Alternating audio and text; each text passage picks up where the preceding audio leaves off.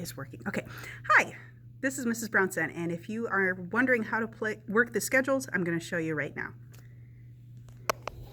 So, this is our schedule for this fall. It is a table, and it's a simple spreadsheet. The first thing you need to do is go to the second page at the bottom, this box right here, and find your name. So I'm going to start by finding my daughter's name because that's an easy one to do. So I look under 7th grade lesson groups right here, and she plays the flute. So I'm going to look with where it says FL because that's flute. She is in group 1 right over here. There's Rowan. So that's the group I'm looking for is 7FL1. Then you go up to the very top of the first page. And this table right here, this box, this first one, that's the first cycle that we have lessons, which is the second cycle of the year. If you look up at the top, we've got the dates written in. I'll adjust those when we have snow days. Then right here, we've got day 1, 2, 3, 4, 5, 6. Over here on the left, this is the periods of the day. Now we have some of them that are blocked together, like 1 and 2 is blocked together for 8th grade. So I have these all separated in 1, 2, 3, 4. Right here in the middle, it gets a little confusing because some people are in 5 while others are in 6. And so it's a little bit confusing. You'll want to watch for the times, but most of the time that's when I put my lunch and prep so that it doesn't confuse anybody too much. So you won't have to worry about it too much. So again, like I said, she's in 7 Flute 1, so I'm going to look for that group. Looks like 7 Flute 1 is on day 1s this quarter. Second quarter, this will change because everybody's going to flip from A days to B days depending on the quarter. So you won't miss the same class more than a couple times in a semester.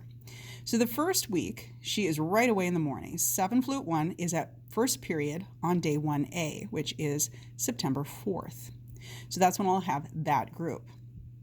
The next week is the next box over here, right next to it. So you can see that this is the third full cycle of school, which is the second cycle of lessons. It starts on September 12th.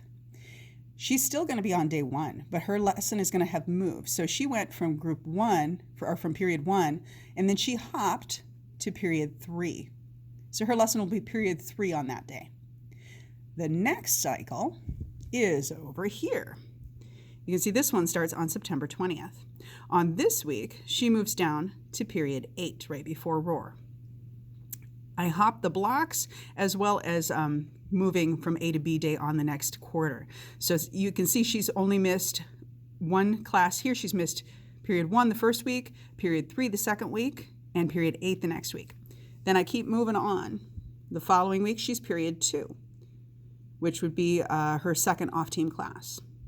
Then the next one is going to be on the back side. And on that one, she's back up here to period 4. And this keeps going through the entire semester. So the second time she's going to miss her period 1 class is not until 6 cycles later, which is, I don't know, maybe like a month and a half. So it's quite a bit of time. So she won't miss that same period very often.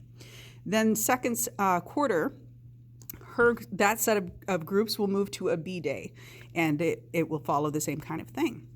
So when you get this schedule, it'd be a good idea to go in and find your group each week and maybe even write it in your lesson book, in your assignment notebook, so that you've got it written down when you need to be at your band lesson. If you happen to not be able to do your band lesson that week, if your teacher won't let you go, let me know and we'll find a makeup to get you in. It's not a problem. But check ahead with your teachers because they're wonderful about making this schedule work. I hope this made sense to you. If you have any other questions, please let me know.